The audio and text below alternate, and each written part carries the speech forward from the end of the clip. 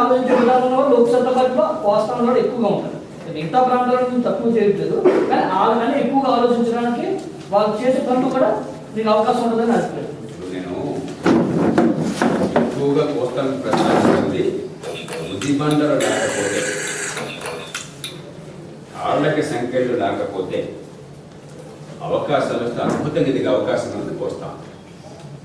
తీర ప్రాంతం, వర్షపాతం బాగున్న ప్రాంతం, సర్ప్లస్ ఉన్న ప్రాంతం, ఎంటర్ప్రెన్యూర్షిప్ ఉన్న ప్రాంతం, ఇవన్నీ ఉన్నప్పుడు బుద్ధిమండలు లేకపోతే, సంఖ్యలు లేకపోతే బ్రహ్మాండంగా ఎదిగిపోతుంది. నేను ప్రయత్నం చేస్తుంది ఏంటి, లోక్సత్తా పార్టీ మనం ప్రయత్నం చేస్తుంది బుద్ధిమండం తొలగించే ప్రయత్నం చేస్తుంది, ఇబ్బందులు అధిగమించే ప్రయత్నం చేస్తుంది. దాంతోపాటు ఉత్తరాంధ్ర బాగా వెనుకబడ్డ ప్రాంతం, అందుకని ఉత్తరాంధ్ర ప్రత్యేక నిధుల కోసం మనం ప్రతిపాదిస్తున్నాం.